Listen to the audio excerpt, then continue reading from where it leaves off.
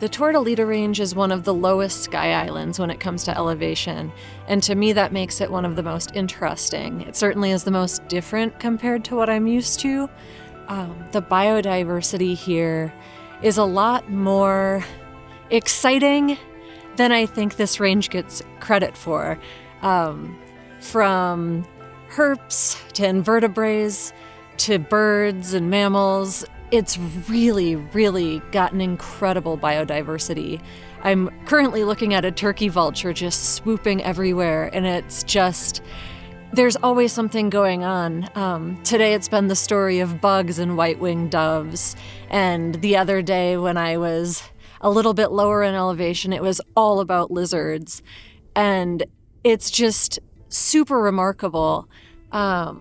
I've really, really been excited about this range. So as you start at the base of this range, you're in the low desert and you kind of work your way up through scrubland. And as you can see, there's saguaro everywhere. And that's kind of one of the hallmarks of this range, is how dense those saguaro forests are. This range goes through about 6 different biomes. And it maxes out at just over 4,500 feet. And so, like I said, it's a low range, but it's just absolutely remarkable. And it's home to some endangered bats.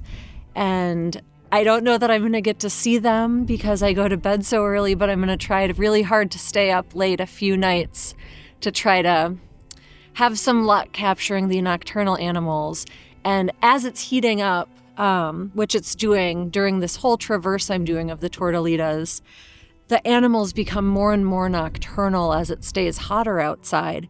And so it's really awesome to see the wildlife totally shift their behaviors in order to thrive here. So this is the range I know the least about when it comes to everything, from the flora to the fauna. It's really foreign to me coming from more of an alpine type environment in the Rocky Mountains. And so I'm just so happy to be here, and every day is something totally new.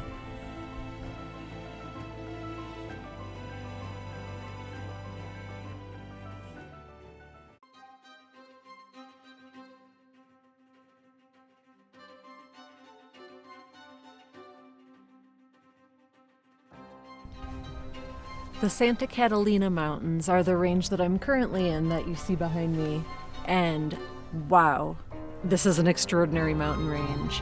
I have had a hard time coming up with what to say for an introduction of this range because I'm about a month into exploring it, and the more I get to know it, the less I feel like I know about it because it's so varied. This range begins in the Sonoran Desert on the valley floor at about 2,000 feet. Where I'm at right now is at about 5,000 feet, and it's all manzanita and mixed juniper. And it goes up past 9,000 feet in mixed conifer forest like what you would find in Canada. So something people like to say about this range is that in a very short amount of miles, you go from the deserts of Mexico to the forests of Canada, and that is proving true.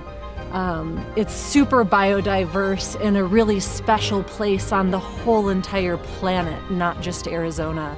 So as a sky island, you're looking at 6 different biomes, complete with 6 different, vastly different ecosystems that wildlife calls home.